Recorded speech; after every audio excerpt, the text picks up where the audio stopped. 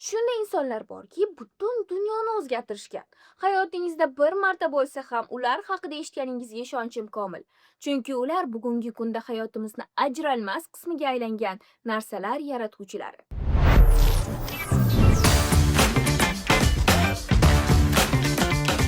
Ijtimoiy tarmoq bu Facebookning qanday yaratilishi haqidagi film. Oddiy talaba Mark Zuckerberg kichik loyiha boshlaydi, lekin bu loyiha butun dunyoni o'zgartiradi. Ammo muvaffaqiyat bilan birga muammolar ham keladi. Do'stlar bilan nizolar, sud jarayonlari va yolg'izlik haqida. Xulosa qilsak, katta natijalar doim ham qurbonliksiz kelmaydi. Keyingisi aviator Howard Hughes, milliarder, ixtirochi va juda ambitsiyali inson. U aviatsiyani rivojlantiradi, filmlar yaratadi va doim eng zo'r bo'lishga harakat qiladi.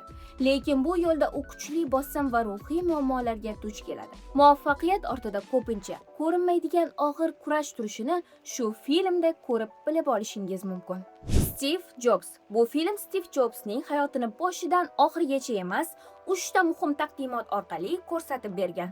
Har bir sahnada bosim, mas'uliyat va mukammallikka intilish bor. Xulosa qilsak, mukammallik bu tasodif emas, intizom va talab natijasidir. Baxt izlab. Oddiy ota va uning o'g'li og'ir hayotdan chiqishga harakat qiladi. Ular uysiz qoladi, pul yo'q, imkoniyat yo'q, lekin orzular bor. Taslim bo'lmagan odam oxir oqibat yutishi, sabrning natijasini olishini shu film orqali bilib olishingiz mumkin. Barchasini o'zgartirgan odam. Kambag'al beysbol jamoasi yangi usul orqali g'alaba qozonadi. Ular hammadan farqli fikrlaydi va statistikaga tayanadi. Bu filmni ko'rib, aql va strategiya puldan ham muhimligiga amin bo'lasiz. Va hamma bilgan o'sha mashhur film asoschi. Oddiy sotuvchi Ray Kross kichik fast food biznesini ko'rib chiqadi, ammo u boshqalar ko'rmagan narsani ko'radi. Bu tizim. U McDonald'ni nafaqat restoran, balki global franshiza imperiyasiga aylantiradi. Natijada kichik biznes butun dunyoni egallagan brendga aylanadi. Muvaffaqiyat mahsulotda emas, to'g'ri tizim va strategiyada. Bu film sizga nafaqat motivatsiya beradi, balki fikrlash tarzingizni ham o'zgartiradi.